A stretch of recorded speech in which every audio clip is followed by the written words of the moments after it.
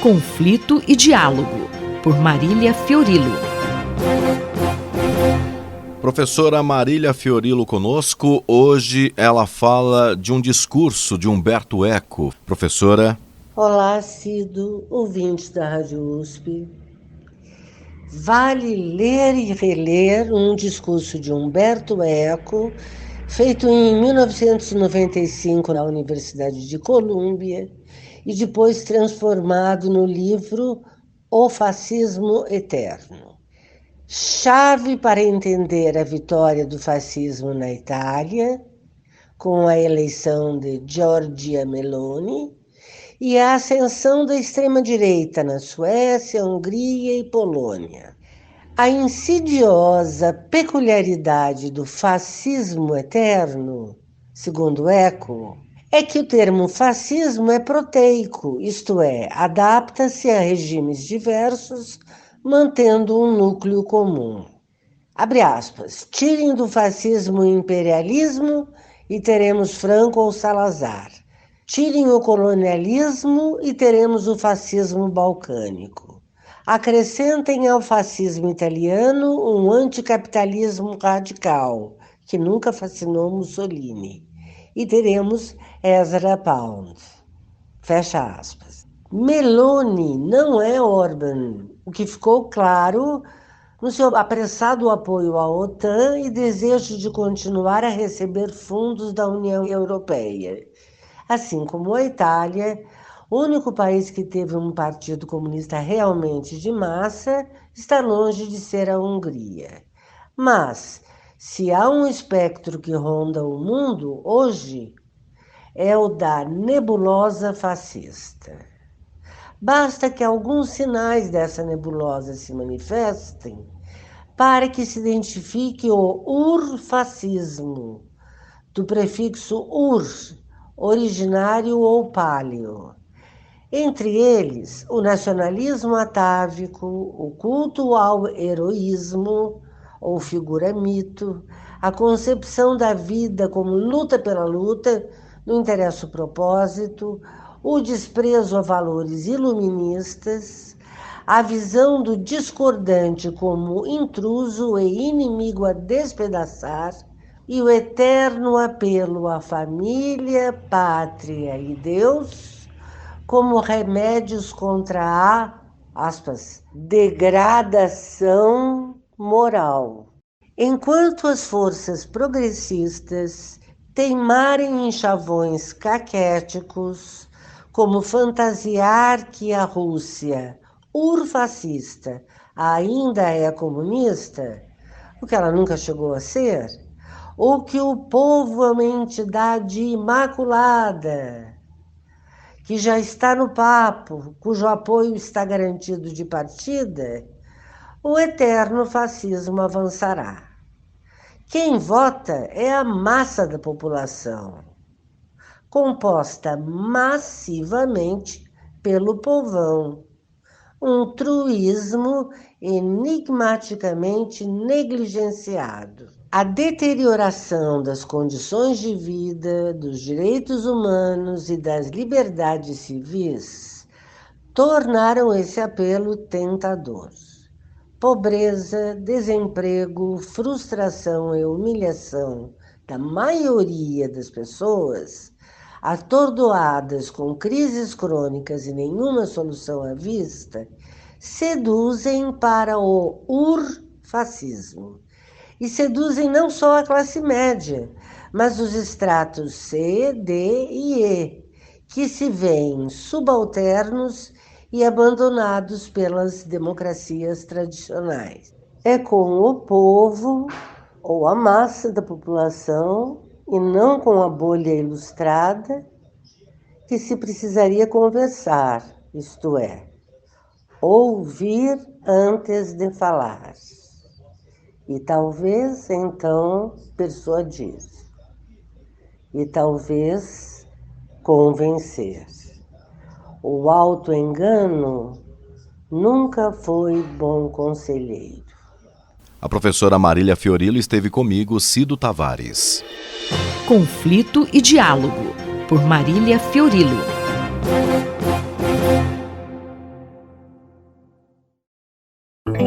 Cidade para Todos, por Raquel Ronick.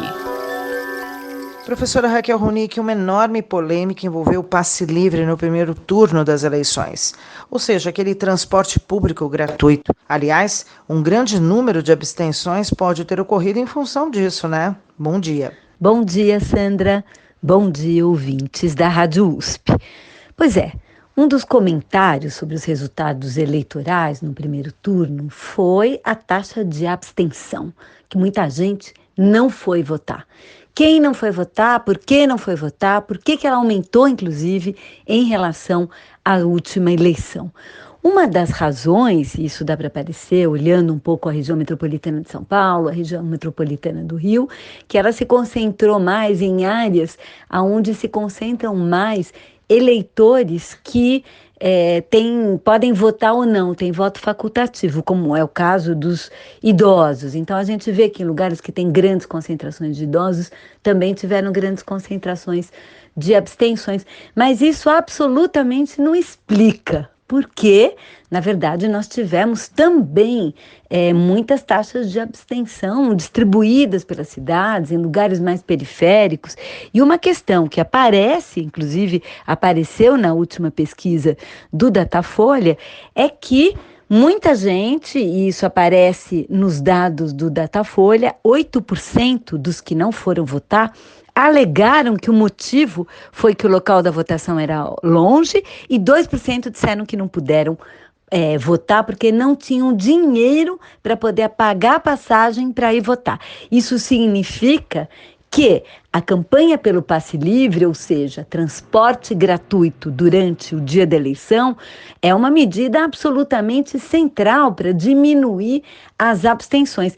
E ela foi adotada no primeiro turno por vários municípios, inclusive por 10 capitais. Nós estamos falando de Porto Alegre, estamos falando de Curitiba, do Rio de Janeiro, de Fortaleza, de Maceió, de São Luís e várias outras grandes cidades também não capitais, como Caxias do Sul, como Pelotas, enfim, nós estamos falando de uma quantidade grande. Esse levantamento que nós começamos a fazer dá conta de que a gente teve mais de 30 cidades que adotaram o passe livre no primeiro turno, mas isso, por incrível que pareça, Sandra, também foi objeto de judicialização. Professora Raquel Ronick, qual foi a razão da judicialização?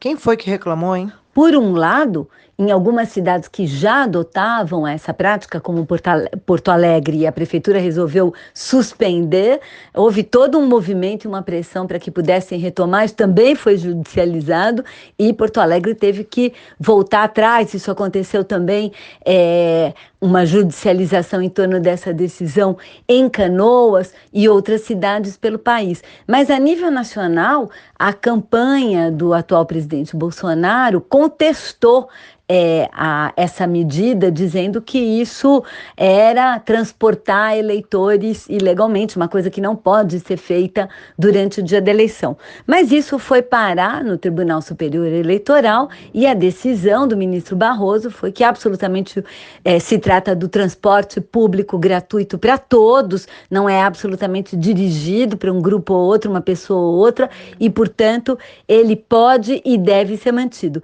Teve também uma querela, porque a Rede Sustentabilidade tentou também entrar pedindo que fosse uma medida obrigatória em todos os municípios do país, o que também a decisão foi que ela não deveria ser obrigatória, porque para ser obrigatória ela teria que estar prevista já em lei e deveria ter um orçamento para isso. Enfim, o que está sendo colocado sobre a mesa com essa discussão sobre o passe livre no dia das eleições?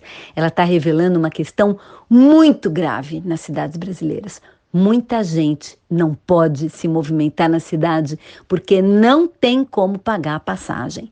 Isso, no dia das eleições, vai se transformar em uma taxa alta de abstenção e, portanto, um desequilíbrio na própria democracia. Mas no cotidiano também representa um desequilíbrio na democracia, na medida em que poder circular livremente pelo território é um elemento básico da Constituição de Cidadania que, por sua vez, também é um fundamento da democracia. Eu sou Sandra Capomatto, você ouviu a professora Raquel Ronick, da Faculdade de Arquitetura e Urbanismo da Universidade de São Paulo.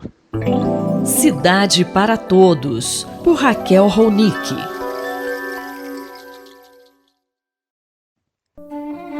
Um olhar sobre o mundo, com Alberto do Amaral Júnior.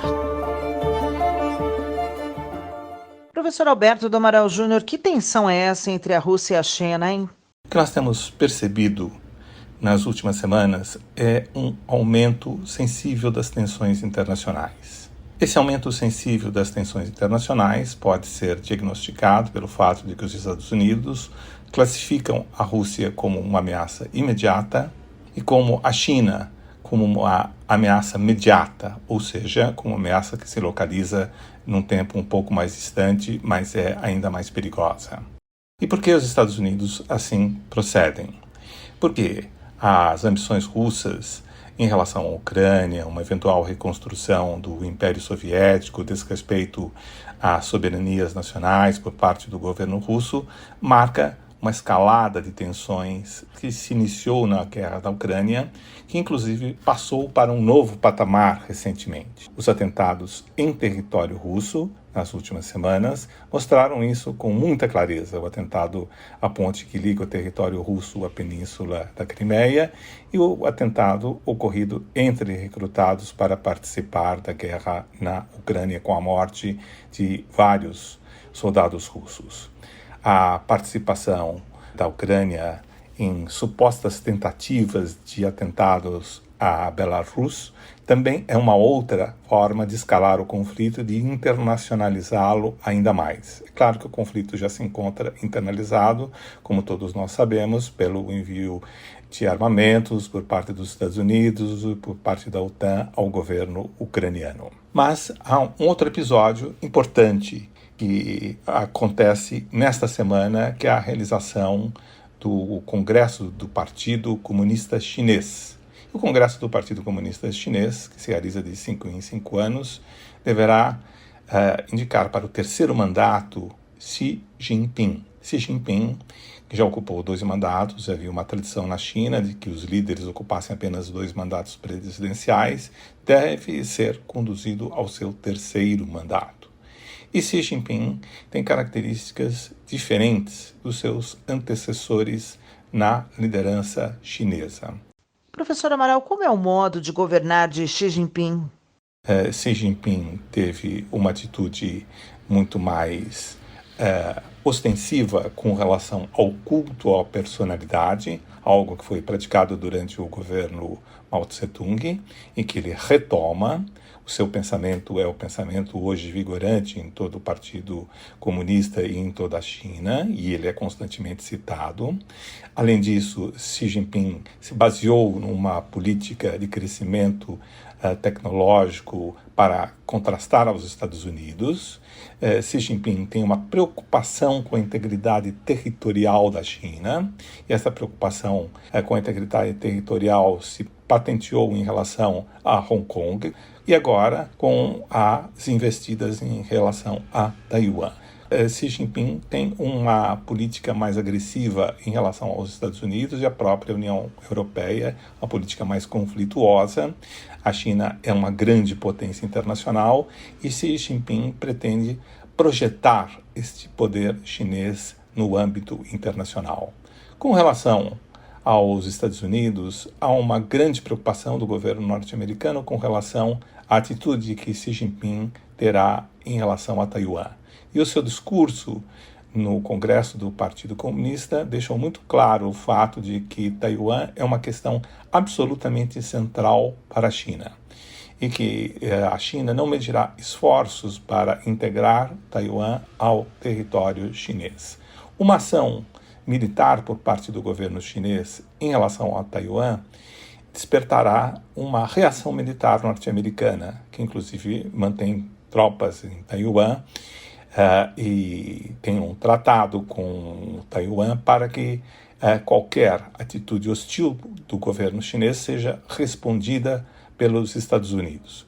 Isso coloca um elemento de tensão nas relações entre Estados Unidos e China, ainda muito mais intenso do que havia anteriormente. Ou seja, há uma escalada das tensões internacionais no campo militar em relação a China e Estados Unidos. As tensões já eram crescentes no âmbito comercial, mas agora elas passam a ser também tensões militares. Nesse sentido, a realidade internacional se apresenta de forma muito perigosa e de forma a sugerir uma preocupação excessiva para os novos governantes do mundo. Eu sou Sandra Capomatto, você ouviu o professor Alberto do Amaral Júnior, da Faculdade de Direito da Universidade de São Paulo. Um olhar sobre o mundo, com Alberto do Amaral Júnior.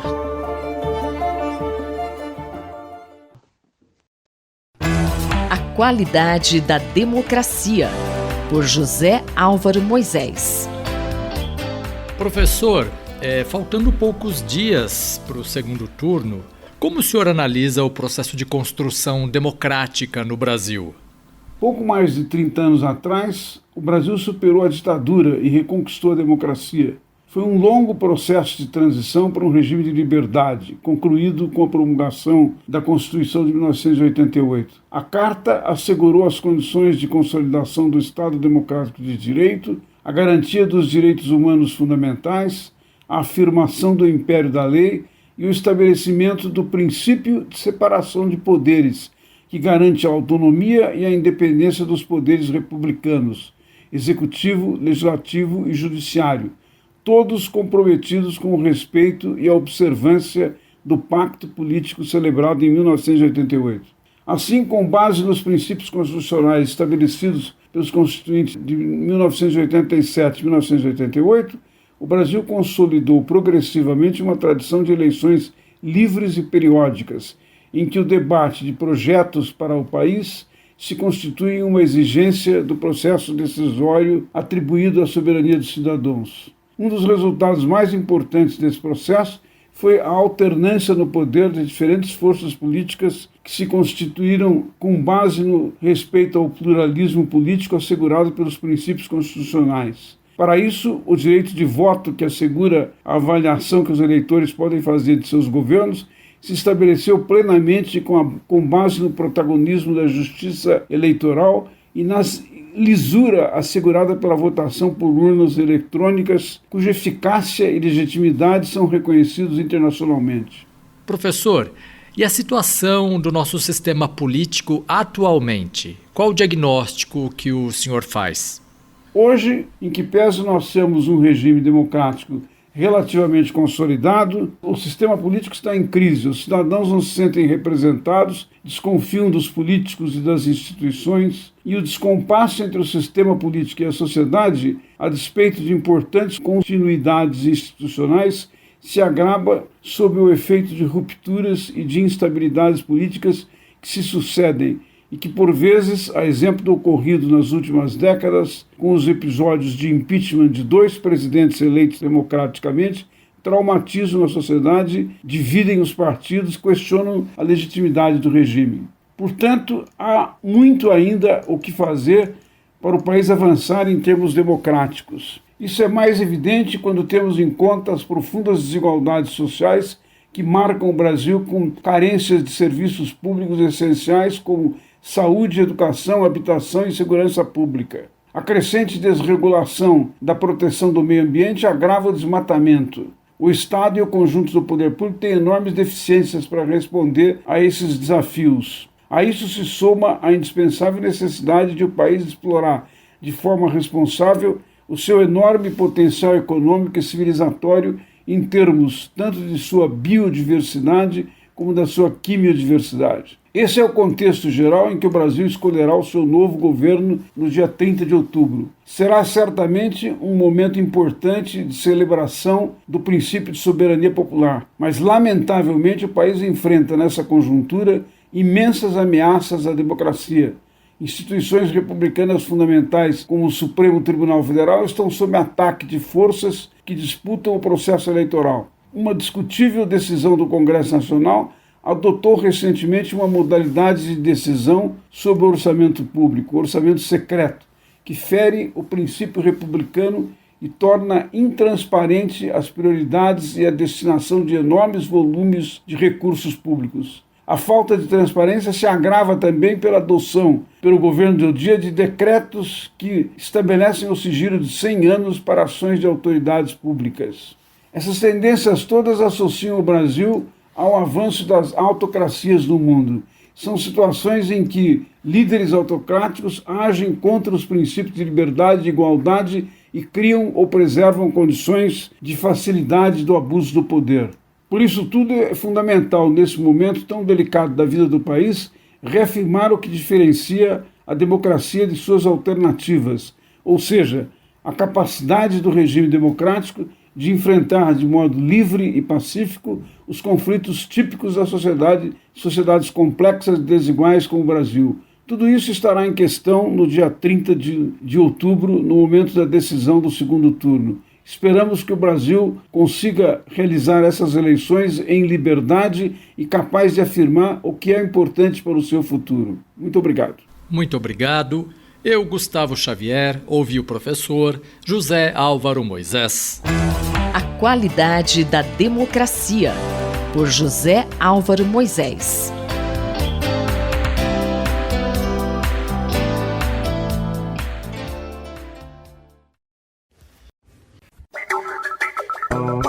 Espaço em Obra, por Guilherme Wisnik. Olá, professor Guilherme Wisnik. Qual vai ser o tema da sua coluna de hoje? Bom, Márcia, hoje eu queria comentar a exposição Paisagem Construída, São Paulo e Burle Marx, que abriu agora, nessa terça-feira, na Galeria de Arte da Fiesp, na Avenida Paulista, cuja curadoria é minha, com Isabela Ono e Helena Severo. E essa exposição, ela foca a produção do Burle Marx, a produção paisagística, né? Não entra aqui o Burle Marx pintor, por exemplo, entra sim o Burle Marx, grande paisagista, um dos maiores paisagistas do mundo no século XX, o inventor de uma paisagem moderna, tropical, do sentido forte dos espaços públicos. E a gente, nessa exposição, procurou dar uma ênfase às obras e aos projetos de Burle Marx em São Paulo, que são muitos. Então, Burle Marx teve parcerias importantes com grandes arquitetos de São Paulo, sobretudo Rino Leve, né, com quem ele fez obras cruciais, como o Edifício Prudência, na Avenida Higienópolis, mas também a Casa Olivo Gomes, que está dentro do Parque Burle Marx, em São José dos Campos. E também teve parcerias com outros grandes arquitetos, como Paulo Mendes da Rocha, no Museu Brasileiro da Escultura, ou Vila Nova Artigas, no projeto para o Vale do Anhangabaú, nos anos 70, ou Rui Otaki, no projeto para o Parque Ecológico do Tietê, que era um projeto de grandíssima escala para a cidade, que foi implementado apenas numa parte muito pequena. Então esse é um assunto, porque se projetos privados, edifícios, museus, acabaram sendo realizados, os projetos públicos de Burle Marx em São Paulo não foram. E isso a exposição mostra até como uma espécie de denúncia, né? Até foi uma surpresa para mim, durante a pesquisa no Instituto Burle Marx, no Rio de Janeiro, descobri que Roberto Burle Marx, o grande criador de espaços públicos do século XX no mundo, né? O criador do calçadão de Copacabana, o criador do Parque do Flamengo, isso é, de obras realmente de grande relevo em escala mundial. Ele fez projetos para os principais espaços públicos de São Paulo e que não foram executados. A começar pelo Parque Ibirapuera, né? Tem gente que pensa que o Parque Ibirapuera é paisagismo do Burle Marx, não é. O projeto do Burle Marx, feito em 54, na época do quarto centenário, não foi implementado, ficou engavetado. O que foi implementado foi um projeto muito mais burocrático, né, sem o brilho, em uma série de motivos que o projeto do Burle Marx tinha e que nós estamos mostrando na exposição. Mas o Burle Marx projetou também grandes planos urbanos para o Vale do Anhangabaú, nos anos 70, para a Praça da Sé, também nos anos 70, na época em que a praça passou por uma grande reforma com a construção do metrô da Praça da Sé, e ela se uniu a antiga Praça Clóvis Bevilacqua, né? E nesses dois casos, no caso do Anhangabaú, era ainda o Anhangabaú Avenida, mas o projeto do Burle Marx criava uma série de passeios públicos ao longo de 3 quilômetros nas encostas, subindo até as cotas altas, desenhando a Praça do Patriarca, o entorno do edifício da Prefeitura de São Paulo, né, atravessando desde a Praça Pedro Lessa até a Praça da Bandeira, enfim, criando um sistema de articulação de espaço público pela vegetação e pelo piso de mosaico português, tanto no Anhangabaú quanto na Praça da Sé, que infelizmente não foram realizados, assim como ele fez também para o Parque Trianon, né, o Parque Siqueira Campos, na Avenida Paulista, assim como ele participou da equipe do Ruyotaque para o projeto do Parque Ecológico, que seria a transformação da Orla do Tietê e Itupinheiros em um grande parque linear.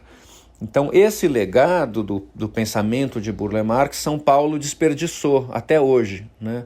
E nós fizemos um vídeo animação chamado Futuros Abandonados, em que a gente implanta esses projetos de Niemeyer sobre as fotos aéreas de São Paulo hoje e tenta simular, imaginar e vai descrevendo como seriam esses espaços. Então eu queria convidar os ouvintes da Rádio USP para que vejam a exposição e iniciem uma reflexão, um debate público sobre a má relação de São Paulo com seus espaços públicos e o quanto podemos ainda hoje e no futuro mudar isso tudo. Este foi o professor Guilherme Wisnik que conversou comigo, Márcia Vanza.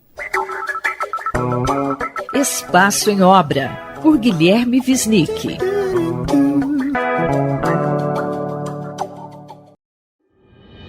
Cotidiano na Metrópole, com o professor Nabil Bonduki. Olá, professor Nabil. Na coluna de hoje, o tema envolve a produção da chamada Habitação de Interesse Social na cidade de São Paulo. O Plano Diretor de São Paulo, de 2014, qual eu fui relator, criou uma série de benefícios e de estímulos à produção de habitação de interesse social. A habitação de interesse social não paga outorga onerosa, ou seja, não paga aquela contrapartida que os empreendimentos imobiliários precisam pagar. Ela tem uma série de privilégios do ponto de vista de uso do solo. Por exemplo, nos eixos de duração próximos ao transporte coletivo, é possível se produzir uma área computável muito maior se o empreendimento for de habitação de interesse social, 6 vezes a área do terreno. Se for um empreendimento de habitação do mercado popular, que é para uma faixa intermediária, de baixa classe média, também tem benefícios de até 5 vezes a área do terreno, em contrapartida a empreendimentos de luxo destinados a outras faixas de renda que têm um coeficiente de apenas 4. Portanto, nós temos aí uma série de benefícios que foram criados para que o setor privado e também o setor público possa produzir uma quantidade maior de habitação de interesse social, voltada, sobretudo, para a população de baixa renda, até 3 salários mínimos. Isso é totalmente justificável, uma vez que significa uma espécie de subsídio, uma espécie de apoio, de estímulo que o poder público está dando para que se produza habitação para aquelas faixas de renda onde se concentra o déficit habitacional. Do ponto de vista da legislação, esse assunto é bem desenvolvido, é muito justificado. Agora, é fundamental que aqueles moradores que forem habitar essas moradias efetivamente correspondam às faixas de renda que a lei estabeleceu. Se é habitação de interesse social 1 até 3 salários mínimos, se é habitação de interesse social 2 até 6 salários mínimos e se é habitação no mercado popular até 10 salários mínimos. Ou seja, é fundamental que a demanda, aqueles que são beneficiados, efetivamente pertençam a essas faixas de renda. E na sua opinião, como é que a prefeitura tem lidado com essa demanda? O que ocorre, no entanto, é que a prefeitura, ao invés de acompanhar a destinação desses imóveis, ou seja, estabelecer quem é a demanda prioritária para ocupar esses imóveis, simplesmente lava as mãos. Aprova os empreendimentos como se eles fossem empreendimentos de habitação de interesse social, portanto, concede os benefícios, sejam benefícios de uso e ocupação do solo, sejam benefícios de não pagar outorga onerosa e depois simplesmente não fiscaliza, não acompanha quem vai morar lá. E o que nós temos notado, e isso já é muito claro na cidade de São Paulo, é que os empreendedores imobiliários dizem que estão fazendo habitação de interesse social, mas efetivamente vendem essas unidades habitacionais para qualquer pessoa. Ou seja, buscam ludibriar a lei, muitas vezes falsificando a renda, muitas vezes colocando laranjas para ocupar esse espaço, ou as próprias pessoas sonegando a sua renda, como se a sua renda fosse menor do que a que verdadeiramente é, e dessa maneira aquilo que deveria ser destinado para famílias de baixa renda acabam na mão de investidores ou de famílias que não estão exatamente nessa condição. Muitas vezes, por exemplo, jovens de classe média alta, que têm uma renda relativamente baixa, que comprovam uma renda baixa, mas que pertencem a famílias de alta renda, acabam comprando esses imóveis. Além disso, muitas vezes empreendedores, investidores compram imóveis e dizem que vão alugar para famílias de baixa renda. Isso ocorre porque a prefeitura é irresponsável e tem efetivamente não fiscalizado e não definido a demanda desses empreendimentos. Na verdade, quando ela aprova o empreendimento de habitação de interesse social, ela deveria, como estabelece a lei, definir a demanda que vai morar nesses empreendimentos, porque só isso justificaria os benefícios que são oferecidos. Eu, Denis Pacheco, conversei com o professor Nabil Bonduque para a Rádio USP. Cotidiano na Metrópole, com o professor Nabil Bonduque.